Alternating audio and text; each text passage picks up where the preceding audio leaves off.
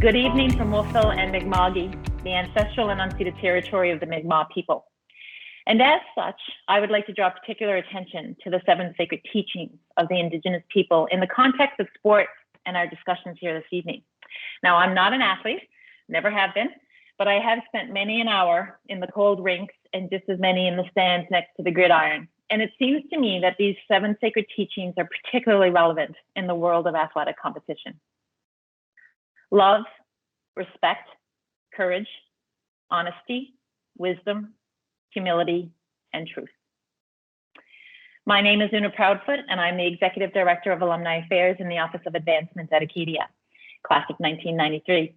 I am delighted to be here with Amy, Liam, George, and Jack to chat with you about all things hockey and get us geared up and excited for hosting the UCup.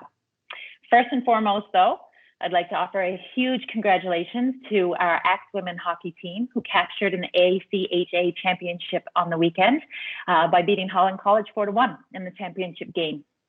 So congratulations to the team.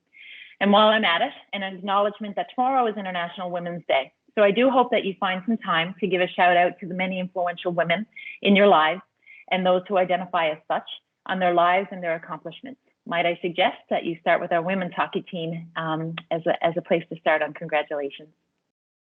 And now on to our panelists. In certainly no particular order, our panelists here this evening are Mr. Jack Flaman, the current captain of your Acadia Axemen, is from a small town in Saskatchewan and grew up on a dairy farm milking cows since he was a child. He played minor hockey out of Weyburn, Saskatchewan before attending Athol Murray College of Notre Dame in Wilcox, Saskatchewan. Jack graduated from Notre Dame in 2015, being a 4-year Hound, and started to play in the WHL in Portland before going to Vancouver, where he spent the majority of his career. When he was 20, he finished playing junior hockey out of the Saskatchewan Junior Hockey League. He then came to Acadia University to play for the Axemen. He is in the Business Administration degree program in his 4th year and final semester. Thank you for being here, Jack. Mr. Liam Heelis, class of 2015, a native of Georgetown, Ontario, currently works as an assistant coach with the Halifax Mooseheads, I beg your pardon. Previously, Heelis spent 2 seasons at McGill University, serving as head coach of the men's hockey program, and the 2 seasons before that as an assistant coach. He holds a master's in sports psychology from McGill, which he obtained upon graduating from Acadia University, where he played 4 seasons of varsity hockey with the Axemen and earned a science degree majoring in psychology. Ms. Amy Walsh, class of 1999, joined Hockey Nova Scotia as executive director in the fall of 2018. A strong believer in sport for social change, Amy assembled a pan-provincial team in 2019 to create the player's journey, a human-centered design process that mapped the full experience of a hockey player, including identifying the reasons players leave the game, barriers to access, as well as opportunities to increase participation and improve the overall player experience. Several other highlights in Amy's career include spearheading the Hockey Nova Scotia Diversity and Inclusion Task Force as part of a comprehensive response to past and present incidents of racism, discrimination, and abuse in hockey. Chairing the Legacy Development Committee in preparation for Nova Scotia to host the 2021 International Ice Hockey Federation Women's World Championships. And more recently, Amy co-founded the Future of Hockey Lab. She is a member of the NHL and the NHLPA Female Hockey Advisory Committee. She is a wife and a mother of 3 boys, a decorated amateur multi-sport athlete, a former minor hockey coach, and a longtime volunteer. Welcome, Amy. And Mr. George Dupont, class of 1992, was born and grew up in Ottawa, Ontario, and played minor hockey for the Nepean Raiders Minor Hockey Association. He played junior hockey for the Pembroke Lumber Kings in the CCHI. With many accolades under his belt, George came to Acadia in 1989 and graduated in 1992. But he pulled a victory lap and joined us in 1993, and lucky for us, he did. He captained Acadia's first CIS Hockey National Championship team that year and earned the major W.J. Danny McLeod Award as tournament MVP. That season, he won the AUS scoring title with 57 points on 13 goals and 44 assists in 22 games. He was a league and CIAU first team All-Star, Acadia's Male Athlete of the Year ×2, CIS All-Canadian and Canadian University Player of the Year. George continued his hockey career after Acadia, playing in Europe and the CHL. In 1996, he was captain of the league champion Oklahoma City Blazers, was named team MVP, and was scoring leader for the third consecutive year. After spending years coaching in junior and professional hockey, George returned to Oklahoma City with his wife and 3 children, Danielle, Kate, and Jake. They are currently living in Fort Worth, Texas, where he works as general manager of Red K LLC and is the owner and chief strategist of Dupont Consulting. So, wow, thank you for joining us, all of you. And what a long list of accolades and tremendous amount of experience and education and input to the game of hockey that we have before us this evening. I'm absolutely delighted that you are all here with us. Now, before we get into the intense interview questions that I have pulled together for each of you, just a couple of housekeeping items just to say again, if you could turn your video cameras off and keep yourselves muted. If you have a question for our panelists, please drop it in the chat function. I'm happy to read it out for you, or you can engage your camera and microphone and ask it yourself. Absolutely. And we put your name in for a draw, so at the end of it, we'll let folks know who the winner is. And before I get to the questioning, we have a special guest with us here this evening. We have asked our current athletic director, Mr. Brian Finnish, to join us, class of 2006. Brian, to say hello and share a few thoughts perhaps about hosting the tournament at the end of March, and to say hello to our panelists. So Brian, if you're there, come online. All right, thanks. Hopefully you can hear me okay. First off, thanks for the invite, and thank you to everyone for attending the conversation tonight. Looking forward to it. As Oonagh said, we're very happy and proud to be hosting UCup this year at Acadia on our campus in Wolfville. It was not the original plan, as I'm sure many of you know that, but as we've all had to do in the last couple of years, we've had to learn to adapt and pivot with the times. And when the opportunity arose that we knew we were going to have to look for a venue change, we had a lot of conversations back and forth about different options, staying in Halifax or not. And one of the things we really talked about, and we're really happy that we did, is we have a very strong hockey tradition at Acadia, but we also have a very strong community support network in place for hockey in our region. And the opportunity to bring this event and this level of hockey to those fans and to share in that with them was something that was too good for us to pass up. And I will be the first one to put my hand up and say I can't wait for April 4th, because that means the event is done and over with. But I'm really looking forward to the competition, and it should be a great time in Wolfville. I can say that ticket sales have been going nonstop since we made the announcement a few weeks back, which is, again, what we were hoping for and what we expected. So really looking forward to the event, but really looking forward to the conversation tonight. And certainly welcome any questions if there are any later on for me. If there's anything in regards to UCup, happy to help and happy to answer. So thanks. Super. Thank you so much, Brian. Pleasure to have you with us this evening. So we're going to get into our guests this evening and start asking some questions. So hopefully you're ready. You've got your stick on the ice and you're ready to go. Of course, I'm going to just feebly attempt to pull in some hockey language while I'm doing this, so just bear with me. So the first question is going to Amy, Liam, and George, and perhaps we'll do it in that order. So Amy, Liam, and George, tell us a little bit more about yourselves and how you ended up where you are today. So Amy, you're up first, and then over to Liam, and then to George. A little bit more about sort of where you're at currently and how you got there. Oh, wow. Great question. I guess the easy answer is hockey is who I am. Like, truly at the core, it's like who I am. I think it brings out all the best things that I have to offer. It's taught me so many things, and it has just been my path through my entire life. I've started playing hockey at the age of 5 in a rural New Brunswick community and have just loved it ever since. And I've been so fortunate for all the opportunities that I've had, whether it was playing hockey at Acadia or playing hockey in Switzerland, playing at the university level. And I just got the hockey bite, I guess. And so I worked in sport for a number of years as the director of sport development. And then this opportunity came up just 3 years ago. So I've been in this role for about 3 years now.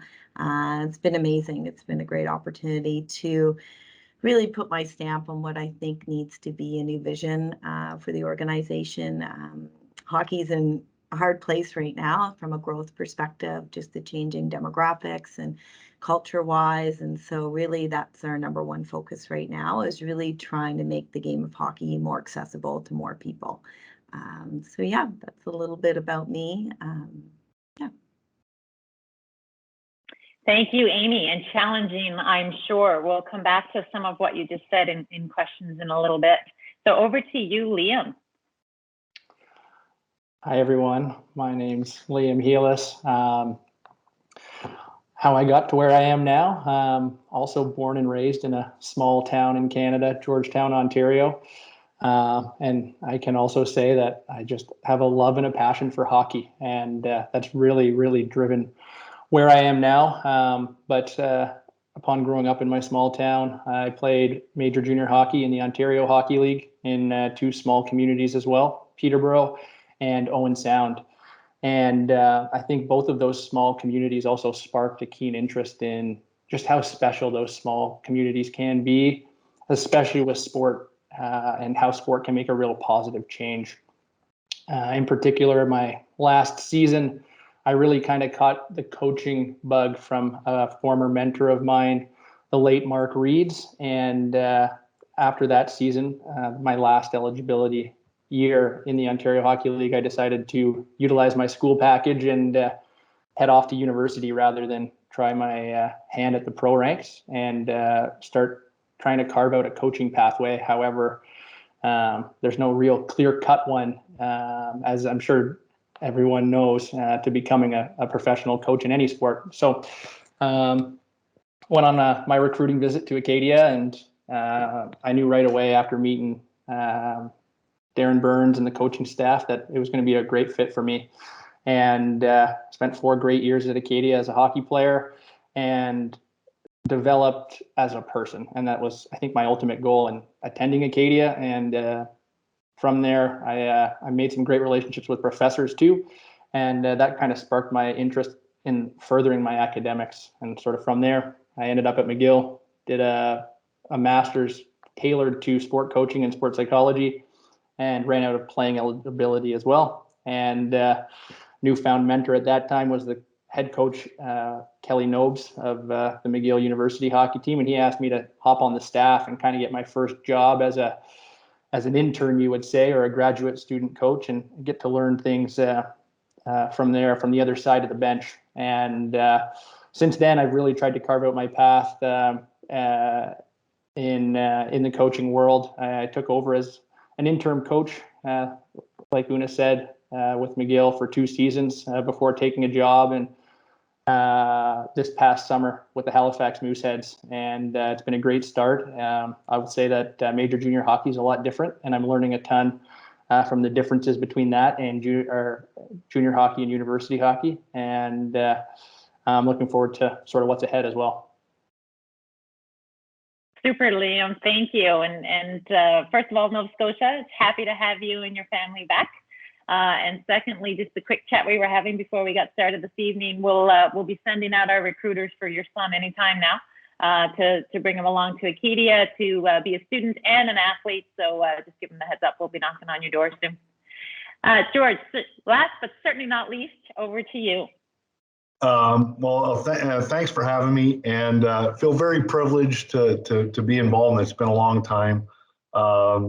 And hockey's taken me around the globe and throughout many destinations in North America, and ultimately landed me in the southern part of the U.S. in Oklahoma, and now most recently in Fort Worth. I came to Acadia in '89, and kind of by fluke, really. It wasn't necessarily supposed to happen, but I'm grateful that it did. Lifelong friends and a lot of great people I met along the way. And I did play hockey, some junior hockey in a small community, and you get to know a lot of people at different levels, and you make a lot of friends, and you feel binded to that community and that great experience. And before I get on further, I forgot to congratulate the women's team on their championship. When I was at Acadia, there was no women's team, so it's great to see that women's hockey is taking that next step through the collegiate ranks in Canada.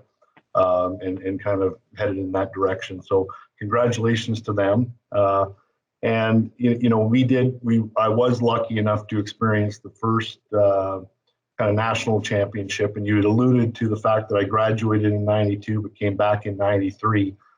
In '92 we were so close, and we had some battles towards the end and lost some players towards some suspensions heading into the national championships. And we decided that we wanted to make a go of it the next year. So very fortunate and glad that I made the decision to return. After Acadia, I went and played some professional hockey in Europe, and in a roundabout way ended up in Oklahoma. And didn't plan on staying there very long, but ended up meeting my wife of 24 years, soon to be 25 years now, and kind of decided at that point to settle down and look for utilize my education for different opportunities. Right, love the sport, still stay involved in growing the youth hockey programs in both Oklahoma and now Fort Worth. So I try to stay involved as much as I can and kind of give back to the community. So that's really it in a nutshell. Terrific, George. Thank you. And totally love how you said, sort of Acadia and kind of by fluke. I think a lot of us have that same story, right? It's just kind of this little gem that you kind of happen upon, and it turns out to be such a great experience for so many people. So thank you for sharing that with us. And you gave extra accolades to the women's team, and I appreciate that. I don't want to put anyone on the spot, but I do believe the captain of the team is with us on the call this evening. I believe she is also multitasking. So if you're available to give a quick wave at any point in time, please do, Andrea. We'd love to see you. Now, Jack, I want you to know that just because I've asked the other three panelists about how they've ended up where they are, that doesn't preclude you from a question on a similar vein.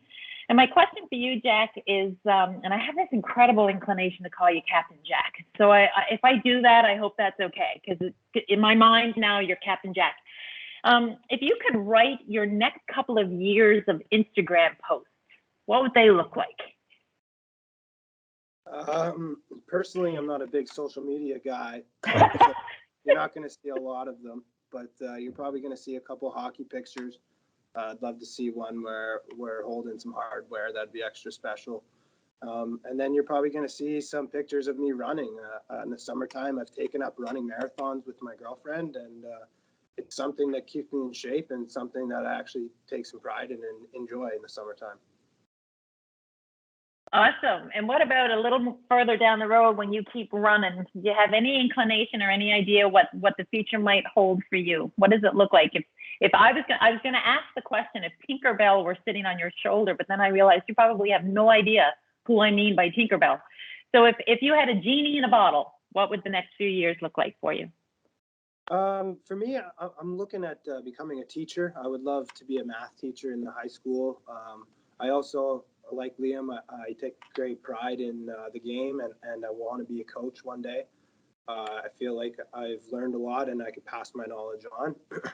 And other than that, I don't really know where I see myself. I kind of am taking it one less day at a time, but I know where I want to be in the long term. Super. And I think we were saying a little bit earlier, George and I anyway, about how quickly the years pass. And before you know it, you'll be on a call in decades time talking about your last 3 decades or so. So listen, folks, we can't get too far into a conversation these days without referencing the pandemic, right? So we've already kind of touched on how different it looks in Canada versus the US, and that's a very general statement, I realize. So I have a question for Amy. I think I'm going to go with Amy on this one. But before I pose it, I'd just like to share with you that by the time the tournament rolls around, so the UCup at the end of the month, and certainly Brian, if I misrepresent, chime in and correct me. But by the time we get to the end of March here in Nova Scotia, we will have all restrictions lifted. So we'll be at full capacity in our arena and hopefully safely able to have a tournament that looks very similar to what it did pre-pandemic. So Amy, we talked a bit about not spending a whole lot of time on the pandemic and what the last 2 years has meant for organized sport, but please give us a little bit on what it has looked like Also, though, and more importantly, what have we learned in the last 2 years that will improve the sport moving forward? Great, thank you. And if I may, I just wanted to, I was just thinking as everyone was doing their introductory that obviously I have so many memories of Acadia, and best friends to this day are still, you know, godparents to my children and neighbors, and it's just amazing. And so many hockey memories, had the opportunity to play, and it was varsity actually at the time when I was there. But actually one of my most memorable hockey experiences at Acadia was doing my honors thesis with Dr. Gary Ness, and we co-developed an off-ice skating apparatus that was then trademarked and patented. So when I say hockey has followed me everywhere, it has been an integral part of my life. But I owe it a lot to Dr. Gary Ness and the gift that he was as a professor, and just so I still send him a Christmas card every year. That's how impactful he was on my life, and very fortunate. Acadia is such a small campus, you just get to know your professors so well, and it's just a true gift. So just well, Gary's my neighbor, so I'll certainly pass that on when I see him. Okay, small world.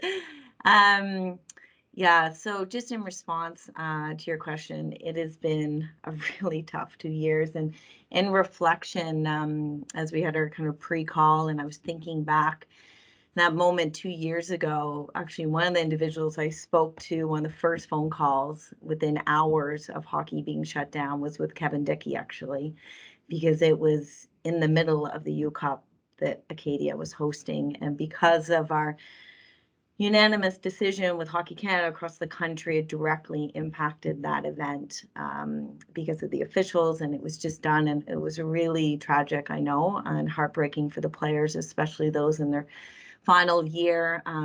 So it was hard. It was really, really hard, and we had to pivot immediately, as everyone did, and that word became very common for everyone in the last 2 years. But for us at Hockey Nova Scotia, we really, because I think the work we'd been doing up until that point was really about being better. So we actually branded our return to play plan the rebound plan.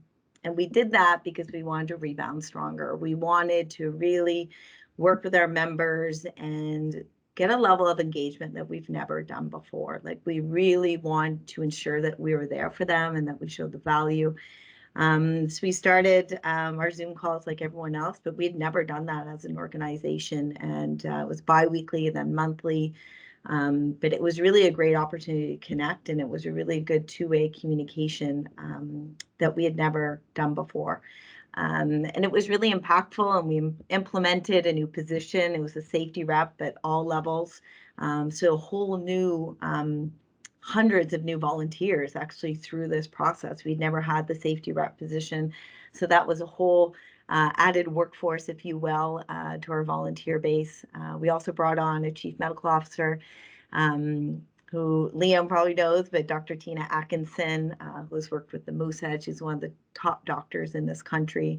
She worked with the women's gold medal team, and she came on as our chief medical officer and a board member. So that was fantastic. And then we also brought on, amongst in COVID, with the theme of rebounding stronger, we also brought on a chair of diversity inclusion, and that was Dean Smith, which was instrumental for our organization. And really, that's just a part of our sort of unwavering commitment around culture change in the sport of hockey. And as you mentioned in my bio, that was a part of our Diversity Inclusion Task Force report and recommendations. So it was really about not just coming up with these recommendations, but then put something in place that we could actually start working on those recommendations. So that was the appointment of Dean Smith as the chair. But as well, one of those recommendations was the launch of the Future of Hockey Lab. And the Future of Hockey Lab is a social innovation lab. It's actually the first social innovation lab of its kind in hockey in the world. So we're extremely excited. We have fantastic corporate partners. And really what the lab is about creating, experimenting, and testing game-changing ideas and innovations to make hockey more accessible. So really, although this year has been extremely hard and extremely trying and really hard on volunteers. I think that we've done a great job as far as keeping the game going in every way that we could and keeping players safe, families safe. And so overall, it's definitely has been challenging. But I think I just jumped off a provincial member call prior to coming onto this, and there's commitment to continue the provincial member calls and continue to actually do some of the things we put in place this year, such as the safety rep, some seasonal structure changes, all for the better of the game. Wow, thank you for that. And you know, it's I think all of us in our lines of work have kind of figured that the last 2 years has been a really great opportunity to just toss things on its side, right? And just sort of say, listen, let's bust it wide open because nothing is normal right now. So why don't we just start looking at all kinds of different ways of doing things, right? So it's certainly very interesting to hear about the angles in the hockey world and the game of hockey and everything that you've just touched on, you know, and moving forward and sort of keeping everything that we've learned in this virtual world and not forgetting that it really has done us well in the last couple of years. So really appreciate that. I'm gonna, I was frantically looking for a hockey reference. Never mind. I'm gonna toss it back to you, Jack, and ask you what it's been like as an athlete in the last couple of years in terms of everything with the sport specific, but also just as a student. You've had a couple of years of virtual learning. You've had, you know, a very different looking structure around your athletics, and you've just come off a month of no classes. So talk to us a little bit about what it's looking like for you these days. Yeah, so 2 years ago, Amy, I was actually at that tournament and we were getting ready to play the night before. And I remember coach pulled us down, giving us the news of the officials not being able to come. So that was unfortunate, but it's been a tough, long 2 years as an athlete. You didn't really see an end date of what was coming. We were just coming to the rink or to your field pitch, whatever it was that day, just banking on yourself getting better. And that's all it really was. How hard can you push yourself and continue to get better with a positive mindset? So that was really different, and I'm glad it's over. It gives us something to look forward to. It shows all of our hard work has finally paid off.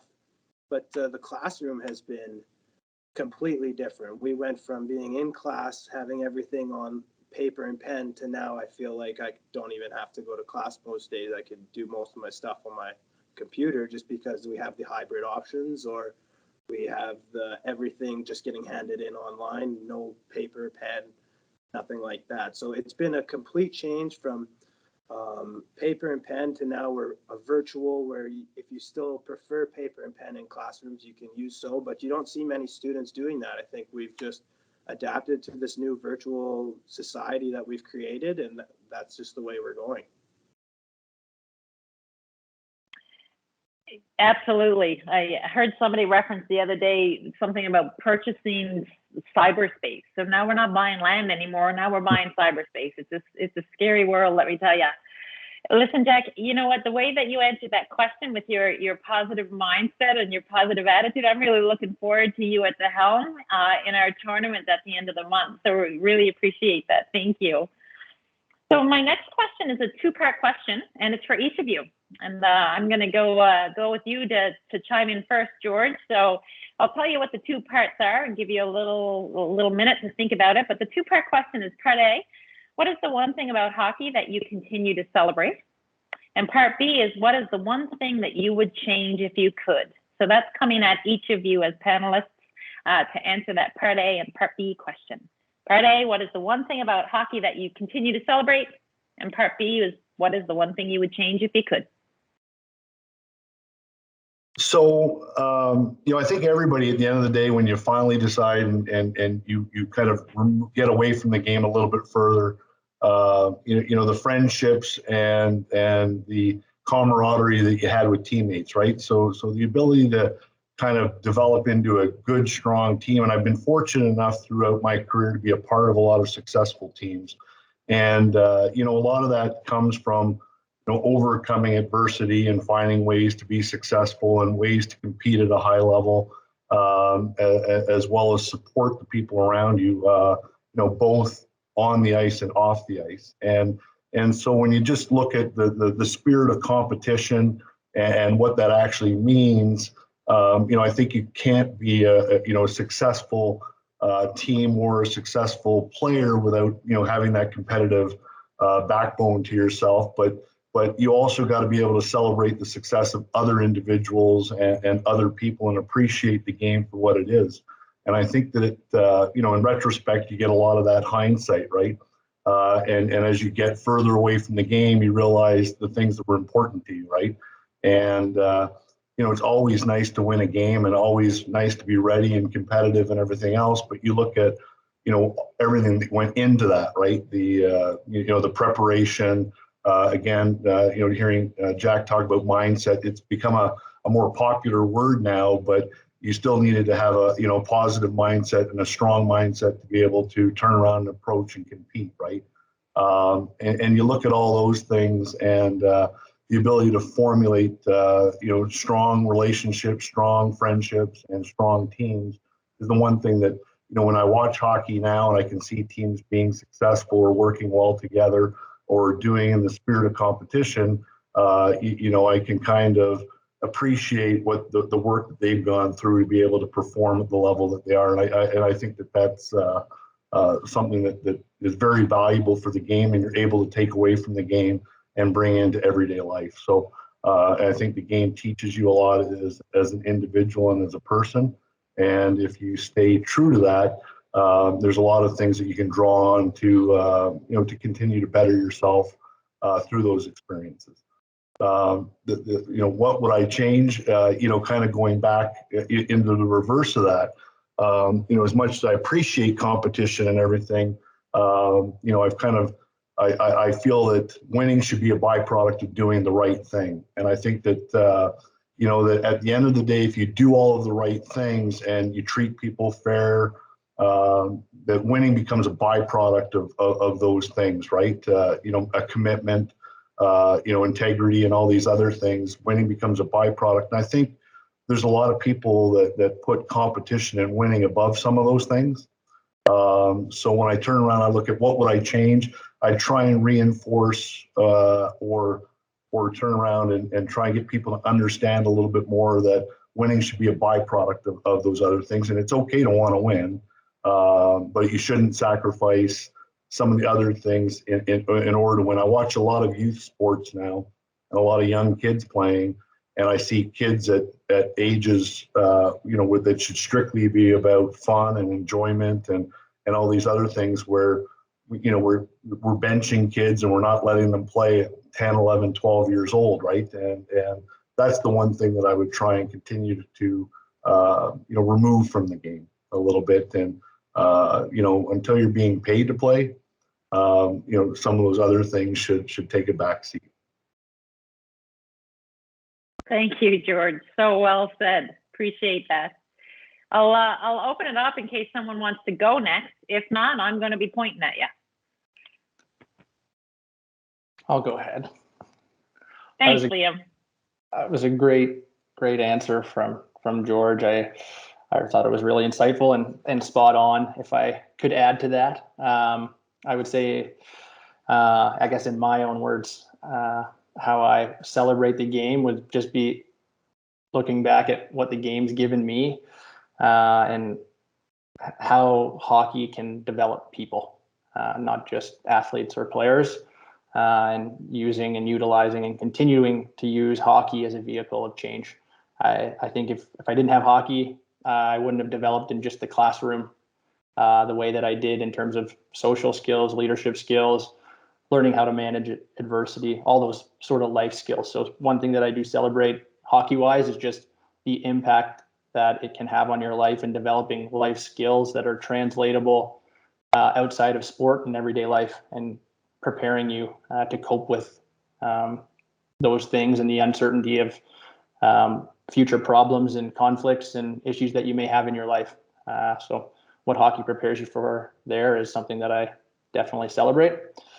And looking at what I'd like to change in the game, similar, you almost want to flip that on its head and make sure that hockey is accessible for everyone.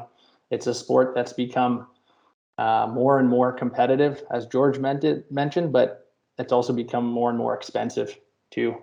And I feel fortunate coming from a middle-class family, being able to play hockey when I did. And my concern is that it's becoming less and less accessible to everyone. So whatever we can do to impact the change of making it accessible to everyone is definitely something that I'd like to see. Terrific. Thank you for that, Liam. Over to you, Amy. Let's go, Amy, next. Yeah, great answers, Liam and George, and I would echo for sure. I think kind of building off Liam's point, I think from a celebration, lately how I've been celebrating the game is really like the innovative approaches that we've seen as of late, both in access, increasing access, also around inclusion, but also just the voices that have come forward that have been pretty brave. I feel as though the last 2 years, there's been significant kind of social reform with the death of George Floyd and so much happening in the world that has led to, I think, bravery of many. We've seen at the NHL just really voicing some challenges, but I think that's going to lead to great change. I really do. I think it should be celebrated. I think that the bravery of those who have come forward, who have been experiencing not so great parts of the game, I think will challenge and I think should be celebrated, encouraged for more individuals to come forward so we can continue to, I think, challenge ourselves to grow the game and look at the game differently. What I would change, I can't help but say this, is a women's varsity team at Acadia. Brian, I don't know if you're listening, but I just had to add that. It would be amazing if Acadia had a varsity women's hockey program.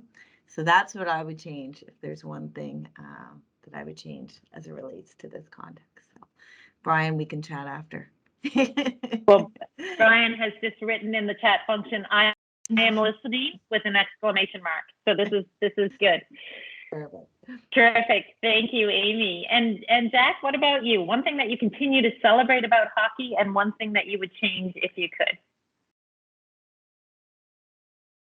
Yeah, so I think those were great answers by everyone. One thing that stuck out to me from George was the camaraderie in the room. That's big for me. I love coming to the dressing room every day. I feel like it puts a smile on my face right when I walk in, seeing all my friends. That's why I play hockey, and I feel like there's a lot of us out there, and it's honestly an honor and it's a privilege to walk into a dressing room every day and see all your buddies smiling for that next 2 hours that you get to be together. But the one thing that I would change in hockey, and it's not something personally I would change, but it's already been a change, is hockey is for everyone, whether you're colored, believe in something, a woman, or you come from a middle class. You should be allowed to play hockey, and you should be given a chance to play hockey no matter who you are, where you came from. And I think that the world is trying to do that. It's just it's going to take some time. How about a middle-aged woman who can't skate? What about me? Can I can I come play? Find a play place hockey? For a skate anytime, Oonagh. Perfect. You may wish you didn't say that. So Jack, I feel like I have to tell you. So my VP is multitasking right now, and she's actually at the rink. She just sent me a picture of her in front of your life-size poster that's around the rink. So yeah, I was trying to figure out how to share that in the chat function, but I'm not that tech savvy. All right, so we have a question, folks, that came from one of our attendees this evening. It was submitted prior to the event. And the attendee says, Acadia hockey, both varsity men's and women's club hockey, has been an important part of the community. How do you think we can improve upon an already impressive record of community service and engagement? Oh, there's Nancy has come on screen and she is sharing the poster of you right now, Jack, at the arena. That's fantastic, Nancy. Thank you. Thank you for your support, Nancy.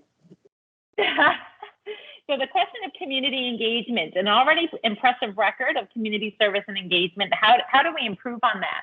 And I've posed the question, and I'm going to turn to you, Liam. I'm gonna turn to you and see if you've got a reaction to that question. Could you just repeat it for me one more time, please, Oonagh? Absolutely. It says Acadia hockey, both varsity men's and women's club hockey, has been an important part of the community. How do you think we can improve upon an already impressive record of community service and engagement from our hockey teams? That's an excellent question. Off the top of my head, I would say that it's continued engagement and growth within that community. I think it's continuing to intertwine the ties of Acadia athletics within the community at the grassroots levels and all the way up. I think that's been a tremendously important piece to the success of Acadia men's hockey, which is all I can really speak to in terms of what I know. But I think that from the minor hockey camps to community. From me, Liam? Can you hear me? Am I cutting you off? Keep going. No. Yes. Go ahead. Oh, yeah. So just building on what Liam was saying there, I feel like to get involved in the community, it comes a lot on your older leaders in the dressing room, showing that the culture, it precedes you. So if you were taught something, for example, by my older guy, which was Liam Maskant, to be in the community, I was in the community, I was in Smile, and it builds and it continues to move on through generations and through the program. And I think it's good because it's allowing you to show that there could be worse things out there than what you're going through that day. And it's also building a connection between you and the community that you're living in. Absolutely. And we'll come to you, Amy, in just a second. What you've both said, Liam and Jack, I've certainly been on the receiving end of, right? So both my sons played minor hockey, grew up in the Valley and played hockey and benefited from that grassroots community engagement from the hockey players here. So that whole conversation around leadership and mindset and incorporating all of the diversity, inclusion, and accessibility that we've touched on, and being leaders in that regard, there's an opportunity of tremendous growth and impact there. Amy, over to you.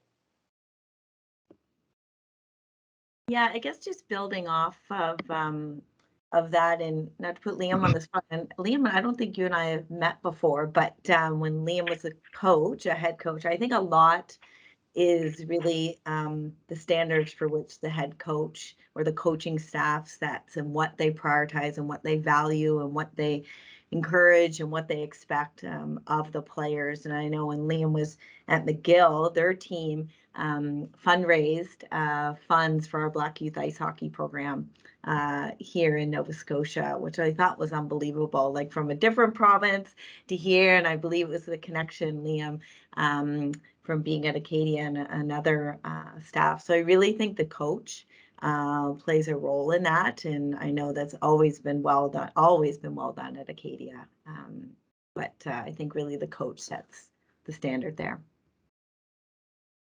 Wonderful. Thank you, Amy. And George, any additional thoughts?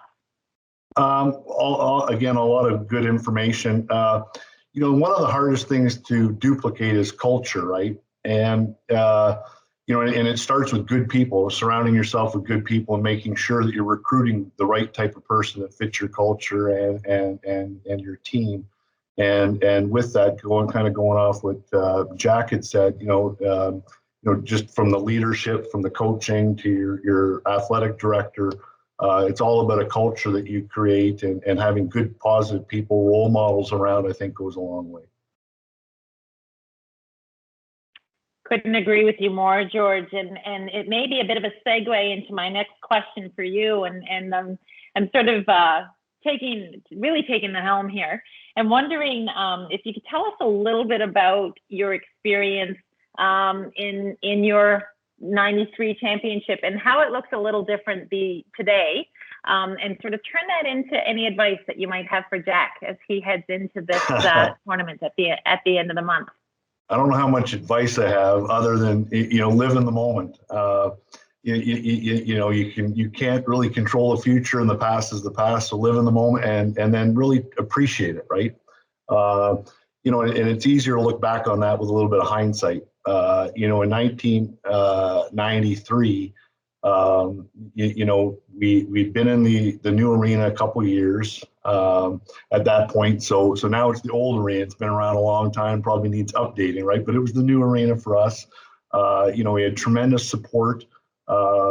People would close down the bars and start lining up at 2, 3 in the morning to get tickets for the playoff games the day so they'd be first in line for to be able to get into the building to even watch the games when we hit playoffs, right? When we were leaving out of town, the second year, going back as for our opportunity to kind of avenge the year before, there was a sign hanging on the Welcome to Wolfville sign that said, "Last one out of town, turn off the lights," right? So when we finally got to Toronto, I think we had 3,000 or 4,000 people from Wolfville in Toronto celebrating the championship with us, right? And really, it was kind of the start of putting maritime college hockey on the map a little bit, right? Like it's really changed from the time that I was there.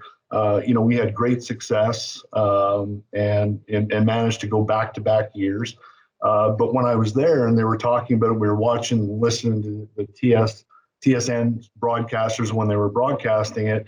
It was kind of like we were the afterthought, right? Oh, here's the maritime team that's coming in to play Alberta and play some of the Ontario teams. And we weren't really necessarily taken seriously until we came back the second year, which was the championship year. And since that time, the maritime college ranks have really kind of evolved into probably being the most competitive conference from top to bottom throughout any of the divisions. Which speaks volumes to the community support that they get and the fact that it's become an important part of hockey in the Maritimes, where it's celebrated, it's kind of appreciated, and I think from when I played, and we had a great team, a lot of guys moved on, but I think that the depth in the whole league, probably from top to bottom, has grown. The league's a lot more competitive, and I think it's evolved into something special out there. And what I will say again is just hindsight, looking back, and you'll have lifelong memories from this, Jack.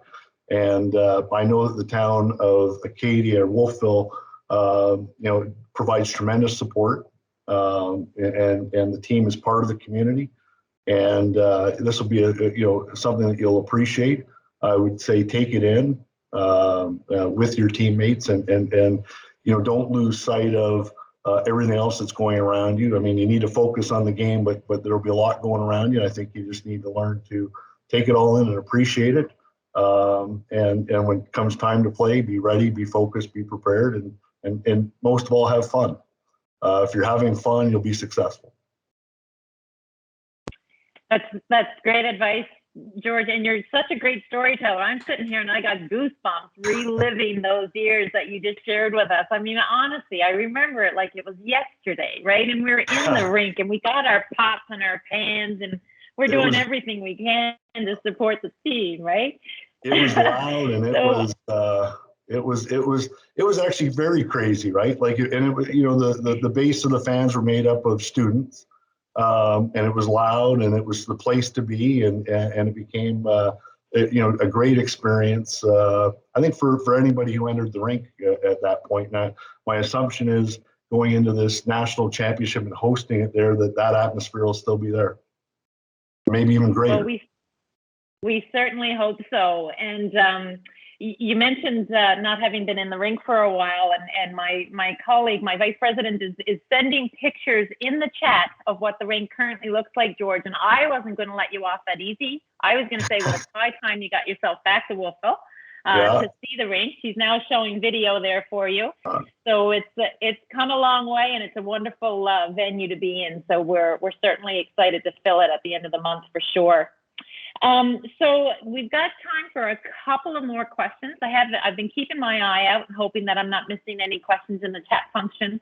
But the next question, Liam, is over to you. And what I'd like to ask you is to tell us a little bit about a couple of your aha moments that you likely had as a player, and how those have lent themselves to you as a coach. Certainly. I think the first one that comes to mind for me is as a junior hockey player. At the junior hockey level, hockey is a little bit of a business, so a little bit different than university hockey in that aspect. And I remember being 17 years old and sitting down in my coach's office, and them letting me know heading into the off season that my job on the team wasn't going to be there for certain the next season. And for me, I think that was a really big, I guess you would call, wake up call. You've made a team, they've committed to you in your first year, and then you're told that that's no longer going to be there that upcoming season. However, that was a great piece of adversity for me professionally as a human being, not just as an athlete. And over the course of that summer, I think I really learned the importance of work ethic and process. I put a goal in my mind to make sure that there was going to be no way that the coach could let me go in any way, shape, or form, from fitness to mental wellness to mental performance, you name it. I was going to be the most prepared I could. And I took the advantage of each and every day that I had over the course of that summer with my work and my workouts and my preparation, and sort of never looked back. Ended up making that team the second time around, and I learned a lot about myself as a person and the importance of sort of the daily process and how important it is to find a way to get just 1% better every single day. So that one comes to mind specifically right away. Maybe I can open it up to Jack or George or Amy if they've had any in particular that they'd like to share as well. I like your quote there, Liam. 1% better every day. That's something that I personally have brought forth to the guys lately, and to myself throughout these last 2 years. Is there's only so much you can do every day, and if you're getting 1% better every day, you're doing your job. That's awesome. Great to hear, Jack. Love it. George, Amy? The only thing Anything to add? The only thing I'll say is playing is way easier than coaching. I'm sure we could all speak to that, but obviously I played for a long time, then started coaching when I was done playing, and it is way harder. That's the only thing I'll just add to that. A lot of people, I played for years, I can handle the coaching thing, but it's definitely a lot harder than playing. And I'm smiling and nodding. I'm not really sure why, because I've never been a coach. But I believe a little bit in the whole concept of parents as coaches, right? A little bit. So, there's sort of a little bit of that digging down deep and helping your players in that regard as well. So, folks, listen, the virtual event series that we've been running for a couple of years now, we pivoted just like everyone else. We offer the virtual events and hope to provide an opportunity for engagement in our alumni community, education, and entertainment. A little bit of all of it is great. But I also really try to have a call to action of some sort come out of each of these discussions.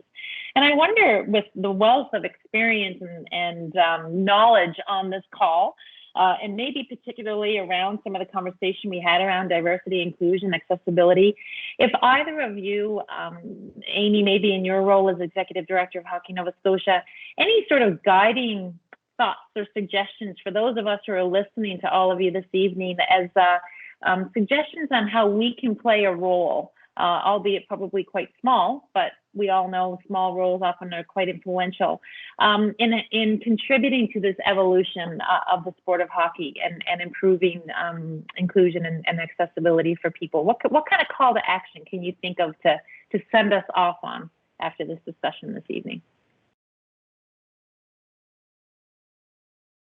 Stymied. Anyone?